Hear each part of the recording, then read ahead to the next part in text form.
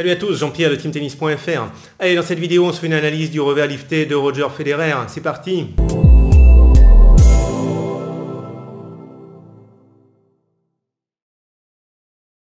Allez, donc dans cette vidéo, analyse du revers lifté de Roger Federer. Quelques infos avant de démarrer la vidéo. Première chose, tous les conseils techniques que je donne peuvent être appliqués quel que soit votre niveau de jeu. D'accord? Même si vous débutez, vous pouvez essayer de faire ce qui est expliqué.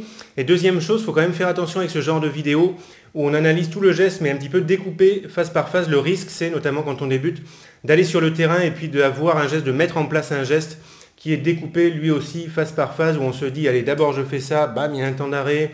Après, je fais ça, un petit temps d'arrêt, etc. Vous jouez un petit peu comme un robot en découpant votre geste comme ça. Ça, c'est le risque au final sur le terrain. Votre geste, il doit être fluide, relâché et il ne doit pas y avoir de découpage comme ça du geste. Allez, je vous laisse regarder la vidéo, c'est parti. Allez, c'est parti. On va regarder ce revers de Federer. On regarde d'abord le geste complet et après, on verra phase par phase. Donc, vidéo ralentie, revers légèrement lifté. Voilà. Bam, on pourrait dire revers à plat presque, enfin, c'est légèrement lifté. Et donc on va analyser ce geste. Allez, c'est parti. Donc là au début de la vidéo, en fait on voit le geste mais on ne le voit pas à partir de la position d'attente. C'est important de savoir quand même quelques petites choses qui ont eu lieu entre la position d'attente et ce moment-là. Quand il est en position d'attente, il est face au filet, il ne sait pas si la balle va arriver côté coup droit, côté revers, il ne tient pas la raquette de cette façon. La main n'est pas positionnée comme ça sur le manche, on a une prise neutre, proche d'une prise marteau ou alors légèrement coup droit. En tout cas, en position d'attente, on ne tient pas la raquette comme il faut pour faire du revers lifté à une main. Donc, dès qu'il a vu que la balle allait arriver sur son revers, il y a plusieurs choses qui se sont passées en même temps, mais une des premières choses, c'est de tourner la raquette dans la main pour adopter la bonne prise de raquette. Donc, ce qu'il a fait, il a relâché les doigts de la main droite ici, il a fait tourner le manche dans la main avec la main gauche pour prendre sa prise de raquette pour faire du revers lifté à une main. Donc la prise de revers de Federer, revers lifté, c'est une prise externe, prise semi-fermée. Alors si ça ne vous parle pas trop les prises de raquette, vous pouvez aller sur mon site teamtennis.fr dans la partie technique, les prises de raquette, il y a notamment une page avec toutes les prises de raquette au tennis et il faut regarder dans le cas de Federer, mais même c'est bon pour débuter ou pour tous les niveaux de jeu, la prise semi-fermée de revers ou prise externe de revers à une main. Regardez bien comment il faut positionner la main, c'est vraiment important, parce que sinon la suite du geste ne pourra pas être bonne. Il y a beaucoup de joueurs, en fait, ils essayent de faire du revers lifté à une main avec une prise marteau. Donc, il ne va pas y avoir, on ne fait pas la faute à chaque fois. En fait, ça va passer de temps en temps. Donc, on peut se dire, c'est une question d'entraînement. En fait, non, c'est pas possible d'avoir des bonnes sensations en revers lifté à une main avec une prise marteau. Donc, je vous conseille cette prise qui est très bonne, quel que soit le niveau de jeu, pour votre revers lifté à une main. Allez, c'est parti. Donc, alors, une des premières choses qu'il fait, dès qu'il voit que ça arrive côté revers, il prend la bonne prise, il tourne le haut du corps, il commence à se mettre de profil, et il va prendre appui sur la jambe arrière. Ok, quand on prépare, on prend son élan, donc on se met plutôt sur l'arrière pour prendre l'élan, sur l'appui arrière, et quand on va frapper, le poids du corps va passer sur la jambe avant pour avoir de la puissance. Ok, là c'est le début de la préparation, on va avancer un petit peu. Ce qui est intéressant quand même de voir, c'est qu'il s'organise très très tôt. La balle elle est par ici, elle vient juste de passer le filet. Il a déjà commencé à préparer. Il y a beaucoup de joueurs en fait, ils attendent que la balle rebondisse de leur côté pour commencer à s'organiser. Ça c'est beaucoup trop tard, donc organisez-vous très très tôt. Allez, on avance. On avance dans la préparation. Il se tourne. Alors ce qui est important de voir, c'est que là, il amène la raquette derrière lui en tirant la raquette avec la main gauche ici. C'est pas le bras droit qui travaille pour amener la raquette vers là-bas derrière. Le bras droit, la main droite, tout ça, ça se laisse faire. En fait, ça se laisse guider par la main gauche qui fait le plus gros du travail. Ça, c'est important. Pendant ce temps-là, bras droit et main droite bien relâchés. On ne se crispe pas les doigts sur le manche de la raquette. Le pied droit se lève. Là, il va chercher un appui avec la jambe droite. Et c'est quand il va poser la jambe droite qu'il va déclencher la frappe. Ça, on verra plus tard dans la vidéo. Donc là, il va continuer la préparation. C'est pas fini. La balle n'a pas encore rebondi, il est déjà bien tourné. On avance encore. Là, bam, on va se mettre en fin de préparation. Fin de préparation, on est juste après le rebond parce qu'il est à l'échauffement. Là, à l'entraînement, ça ne joue pas très vite, donc il a du temps. Moi, ce que je vous conseille, c'est d'être en fin de préparation, c'est-à-dire prêt à déclencher la frappe quand la balle rebondit de votre côté. Et là, votre geste, il sera bien rythmé. Ok, on va regarder tout un tas de choses qui sont importantes en fin de préparation. Bon, ce qui est important vraiment, c'est de voir qu'il est très tourné. Ok, il montre son dos au filet, là, il est hyper tourné. Ce qui est bon d'ailleurs, hein, tous les bons joueurs font ça en revers à une main et ça manque à pas mal de joueurs niveau club. Donc très tourné au niveau des épaules, donc à tel point qu'on montre le dos, comme ça si vous filmez c'est un repère, hein, il faut voir votre dos quand vous filmez sous le même angle. Il a tiré la raquette en arrière avec la main gauche, ici, à tel point que l'épaule droite se retrouve ici sous le menton. Ça c'est un bon repère pour votre fin de préparation. Menton au-dessus de l'épaule droite. Bon, les jambes sont de profil, là, jambe gauche derrière la jambe droite, ça va dépendre de la balle à jouer, on ne peut pas toujours être placé comme ça. En tout cas, les hanches, souvent, vont être de profil, et les épaules plus tournées. Finalement, les épaules sont plus tournées que les hanches, ça crée une tension ici, dans le bas du dos, on l'a vu aussi pour le revers à deux mains là, de Djokovic. Ça va aider à avoir de la puissance, ça, en frappant la balle, mais ça crée une tension aussi au niveau du dos, donc c'est un petit peu, on va dire, physique pour le bas du dos. C'est pour ça que c'est toujours important vraiment de faire du renforcement musculaire ici pour la zone lombaire ici, en faisant du gainage pour améliorer déjà votre geste et aussi pour la prévention des blessures. Ok, donc soyez très tourné comme ça. Pendant la préparation, je reviens un tout petit peu en arrière. C'est important de voir qu'il amène la raquette comme ça derrière lui, avec la raquette qui est assez droite comme ça. Ok, tête de raquette vers le haut, ça c'est important. En tout cas, les cordes ici, elles sont au-dessus de la main. Ça c'est important, ça va aider à trouver de la vitesse par la suite, à mettre de l'effet lifté, trouver du relâchement.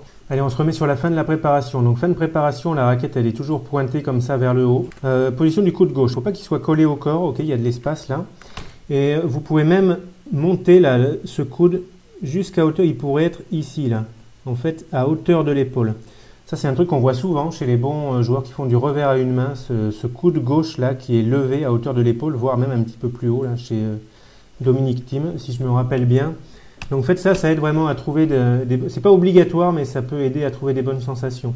Voilà, et puis évidemment, les yeux sur la balle. Allez, on y va. Maintenant, on va regarder le déclenchement de la frappe. Donc on va voir que c'est quand il pose cet appui là, quand on pose la jambe droite, c'est là que ça déclenche la frappe. Bon, il faut voir que là, il veut faire un revers à plat, un peu lifté. Il veut taper à hauteur de taille là. Et là, la raquette est beaucoup plus haute que ce point. Donc s'il envoie la raquette directement vers l'avant, à partir de cette position, il ne va pas faire à plat ou lifté, là il va faire un effet coupé s'il fait ça, donc c'est pas possible. Il va d'abord laisser descendre la raquette derrière lui, comme ça, mettre la raquette au niveau auquel il envisage de taper la balle avant de la laisser partir vers l'avant. Donc c'est ce qu'on appelle, c'est une phase du geste qu'on appelle la mise à niveau. Donc c'est ça qu'on va voir, ça se passe toujours derrière lui pour l'instant, il ne va pas encore envoyer la raquette vers l'avant. C'est parti, mise à niveau, et on s'arrête juste après qu'il ait lâché la raquette avec la main gauche. Donc là il y a des choses à dire sur cette phase du geste. Bon, la mise à niveau, la descente de la raquette comme ça dans le dos, elle ne se fait pas par contraction musculaire, elle se fait parce qu'on se relâche. On ne fait pas exprès, on ne se crispe pas pour descendre la raquette. On relâche les bras, on relâche les épaules, l'avant-bras droit ici, ça se relâche tout ça, de façon à passer dans une position où la raquette elle est plus basse, et puis on n'a plus la tête de raquette qui est orientée vers le haut. Maintenant on a la raquette qui est dans une position horizontale comme ça, puis la raquette elle aurait même pu être un petit peu plus orientée vers le bas si on veut accentuer l'effet lifté.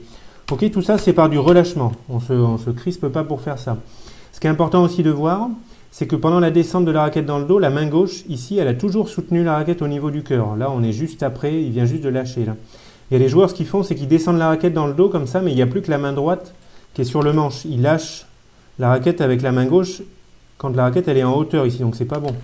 La main gauche soutient la raquette pendant toute la descente, c'est important. Et la main gauche, ici, elle va lâcher la raquette vraiment au dernier moment, juste avant que la raquette parte vers la balle.